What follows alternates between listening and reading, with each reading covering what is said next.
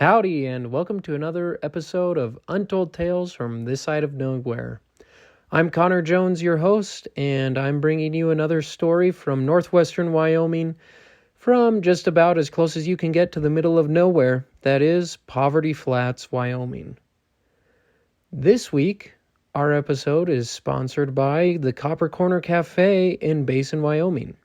The Copper Corner is the premier dining experience in Basin, Wyoming, offering breakfast, lunch, and dinner Monday through Saturday from 7 a.m. to 7 p.m. All of their bread is homemade, their pies are delicious, and any of their menu items are definitely worth stopping in to try out. So go ahead and stop by whenever you are in Basin. That's the Copper Corner Cafe. We're also sponsored by the Wyoming Welcome Program.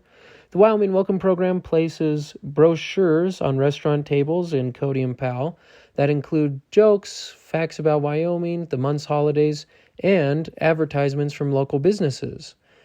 So if you'd like to be included and get your name out there, reach out to them by emailing HALEYJ, that's Haley J, at wyomingwelcome.com. And now, the podcast. It is kind of an emotional roller coaster here in northwestern Wyoming as spring decides whether or not to come.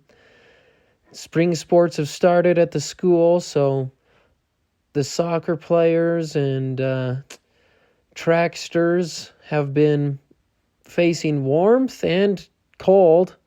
They've been inside for practice a few times. I've seen them outside too, but we're all looking forward to some good spring weather. With Easter this weekend, we've been celebrating the resurrection of Jesus Christ and remembering Him. And our kiddos are also excited for the Easter egg hunt. We're going to be getting together with family and hunting some Easter eggs. I just hope that our boys are not digging in snow when they are hunting for eggs this year. Who knows? Anything can happen in Wyoming.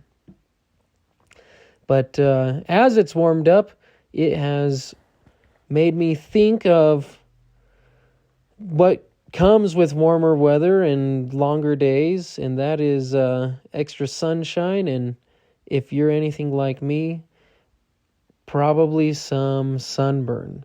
And if you're lucky, that sunburn will turn into a tan. And this week's story is entitled Farmer's Tans. And it's one of the shorter ones, so quick listen, but I think you'll really enjoy it. So here we go. Farmer's Tans. Since the weather had finally warmed up the other day, we went out as a family for a walk at the park near our house. No sooner had we arrived than a posse of high school tracksters jogged past, huffing and puffing through some kind of torturous workout. As is the norm with such athletes, each of them sported a dark tan that I'm sure would have fit right in at any major beach. Every exposed inch of skin, which was way more than I would feel comfortable showing in the privacy of my own home, was a deep shade of bronze. I shook my head and dropped the tailgate on my truck, then pulled out the boys' bicycles and called the dog out from his place in the back of the truck.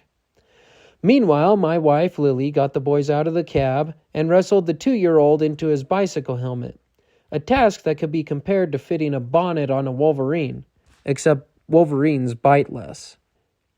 While I'm not opposed to having a tan, I am particular about how and why it's done, and where. "Look, dear," I call over to Lily. "There's the track team out for a workout." "Yes, it certainly looks like it. How are they already so tan? There was snow on the ground last week." All I could do was shrug in response. Growing up in Poverty Flats, Wyoming, everyone I knew was well tanned, but only for about 6 months of the year. Just about everybody worked outside, from the farmers and ranchers to the construction workers. All the kids were equally tanned from all the time spent outside gardening, romping all over the flats, riding bikes, and running wild. Your typical denizen of Poverty Flats had a bronzed face and arms that had been tanned by the sun, but that's about as far as the tanning went. Almost without exception, the tan of choice in Poverty Flats was what is most commonly referred to as a farmer's tan. If you're unfamiliar with the farmer's tan, it is the result of wearing long pants, usually jeans, and a t-shirt outside in the sun for days on end. The resulting tan ensures a person's head, face, neck, and arms get tanned, but just from the elbows down. My brother Fred and I, along with most of our friends, developed this sort of tan in mid to late March and wore it throughout the rest of the summer and into the fall. That's not to say that our tans came overnight. Oh no. I have always envied anyone who had any degree of pigmentation in their skin because I was cursed not to have any at all. You see, I once completed an ancestry DNA test, and my results informed me that my heritage consists of any ethnicity that makes you whiter than sour cream, so getting a tan is a real challenge. For my twin brother Fred and I, tanning is a multi-stage process I like to refer to as crisp, peel, repeat. In preparation for the crisping stage, we merely spend the months of November through February indoors or bundled up like polar explorers whenever we go outside, which isn't too hard to do in a place like Wyoming, where winter starts the day after summer ends and runs through at least the last week of April. After spending the required time shielded from the sun's rays, we then commence crisping by spending some time outside in a t-shirt and jeans on the first day of the year when temperatures claw their way back up above zero. A few hours usually does the trick. At this point, my ears, the back of my neck, and any other exposed skin develop a deep red hue, not unlike that of a boiled lobster. This is what is referred to as crisped. The second stage, peeling, usually occurs a few days after a proper crisping. Skin begins to peel off wherever it has been crisped, and especially where blisters have formed, usually on the backs of the ears. Anyone who has fallen asleep in the sun has experienced this, I'm sure. Some compare it to leprosy, but since the only place I've encountered leprosy is in passages of Scripture, I can't verify this assertion. What I can tell you is that I am very happy when the peeling stage is past, and so is anyone who spends any amount of time around me. Following the peeling stage, my skin will possibly have stopped reflecting light at night and will begin its way down the long road to getting tan. I'm lucky if I only have to repeat the crisping and peeling stages a half dozen times in a spring before I achieve anything resembling a tan.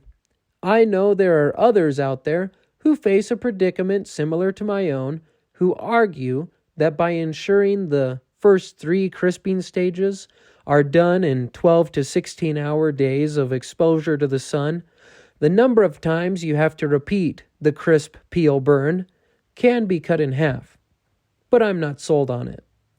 Anyways, my experience has been that the excruciating pain and the sheer magnitude of the resulting peeling stages basically counter any benefits to be gained from reducing the number of times the whole process has to be repeated. And besides, in Wyoming, there still aren't enough hours of daylight in the early spring to really get a 12-hour crisping in at all. One mistake the modern-day outdoorsman often makes when developing a farmer's tan is wearing sunglasses. The resulting untanned skin around the eyes creates what is known as a reverse raccoon effect that just ruins the whole look. Not that anyone sporting a farmer's tan seems to be too concerned about how their tan looks.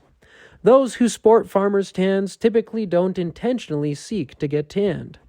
Farmers and ranchers, fly fishing guides, and construction workers have other worries besides their appearance. In spite of this, we are happy to accept the unintentional side effects of wearing a farmer's tan. I refer, of course, to the rugged attractiveness a farmer's tan affords the one who wears it. Ask any woman, and I'm sure she'll tell you a farmer's tan is her preferred look for a man. Nothing draws the attention of a woman like two-toned biceps and a milky white chest. Trust me. Just ask my wife. My farmer's tan was a major factor in her deciding to continue dating me. Or maybe don't ask her. Even though the farmer's tan is the predominant look for folks across Wyoming, it is by no means the only look. My Grandpa Jones was among those who never wore a farmer's tan. From the time he was a young man, he always wore a long-sleeve plaid shirt and jeans. As a result, his hands were tan as could be, as was his face and neck. As for the rest of his body, well, let's just say it saw less daylight than an Arctic winter. Grandpa's tan, or lack thereof, was legendary in our family. According to family lore, Grandpa removed his long-sleeve shirt in public once, and only once, on Grandma and Grandpa's honeymoon when they went swimming in the Great Salt Lake. Nearby beachgoers were glad they had sunglasses, to say the least. When I was a kid, I remember one time Grandma got Grandpa some t-shirts to wear with his pajamas. At that point, both of my grandparents were at least 80 years old, and Grandpa had reached a stage in life where he wore his pajamas most of the day, if not all of it. One afternoon when we were visiting them, Dad commented on Grandpa's wide arms, which were left exposed by the short-sleeved shirt he was wearing. "Dad," he said, "those shirts look good on you. I don't think I've ever seen you wear a t-shirt before." "Well, I normally wouldn't wear them, but Grandma got them for me, so I guess I better," Grandpa replied sheepishly. With all the tact a young boy possesses, I said, "Grandpa, do you ever wear t-shirts? Your arms are so wide." Everyone laughed, but Grandma wasn't enthused. A bit peeved that we might be poking fun at Grandpa's ivory arms, she huffed and said something I never thought I would hear my 80-year-old grandmother say. "Well, I think they make him look sexy." If anything, Grandpa's blushing face made his arms look even wider. And if everyone had laughed after my comment, there was a roar of laughter following Grandma's.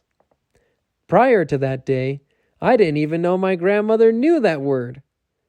I guess farmer's tans aren't the only look that ladies go for after all. I admit I haven't always been an adherent to the farmer tan myself, a mistake for which I paid dearly. One summer, my twin brother Fred and I spent a day swimming with my cousin Jim at the reservoir near his house. We went out before lunch and spent hours playing in the shallows and pulling a raft made out of old fence posts lashed together across the reservoir. I'm sure my mother had warned us about wearing sunscreen, but being the boys we were, her counsel went unheeded. All morning we played, our backs and shoulders exposed to the full brunt of the sun's glare. After eating lunch, we decided that swimming had been such a blast we might as well go again. In total, I think we spent about 6 hours at the reservoir that day, all during the hours I'm pretty sure the CDC recommends you avoid sun exposure. Anyone who listens to this can likely guess what happened next. By the time we got home that evening, Fred and I were already starting to feel a bit uncomfortable, and our bright red backs were just the beginning. Our arms, necks, and faces were well tanned at this stage of the summer, but our farmer's tans did nothing to save us from our fate. I thought I had experience with crisping and peeling, but nothing could have prepared me for the incredible size of the water boils that developed on my shoulders and back. The blisters could only be soothed by being smeared with thick layers of aloe vera gel, but even that didn't help soothe all of the burning. Within hours, Fred and I were suffering from such intense sunburns, Mom couldn't force us to wear shirts for days, and we spent a week sleeping on our stomachs to protect the tender skin on our backs. When the burns finally began to peel, Fred found out just how much skin can come off one very sunburned back when he ran through a batting cage at the auto park and his shoulder got caught on the netting, removing a sizable chunk of skin from his left shoulder. Ever since that day at the reservoir and the ensuing sunburn, I have worn a shirt outside and applied sunscreen religiously. The smattering of freckles on my shoulders are the only visible reminder of my one departure from my farmer's tan, but I highly doubt you'll ever see them. Well, there you have it, farmer's tans. If you're listening to this, there's a chance you have one yourself, or if it's winter time, you will soon be developing your farmer's tan again. I know that some people will drive tractor without a shirt and that kind of thing, but I've just never been able to do that. I sunburn so bad. I tell people that I never really tan. I just get sunburned, I peel, and then I repeat. But no, I mean, if I'm out in the sun enough, when I'm out in the sun enough, I develop something of a tan, but a farmer's tan for sure. If you like to get farmer's tans, or if you sport one yourself, feel free to comment on our Facebook page or shoot me an email. I'd love to hear a great sunburn experience or even a terrible one. So you can email me at untoldtalesthepodcast@gmail.com, or like I said, message us on Facebook. As always, it has been a pleasure sharing this story with you, and I hope that you will subscribe to the podcast, share it, and like it, so it's easier for people to find.